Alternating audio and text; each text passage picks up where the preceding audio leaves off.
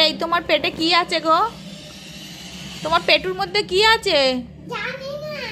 তুমি জানো না তোমার পেটুর মধ্যে কি আছে? এই তোমার পেটটা ফুলেছে কেন? তোমার গ্যাস হয়েছে? শরীর খারাপ? তাহলে ওষুধ দিতে হবে। ওষুধ দেবো তোমাকে?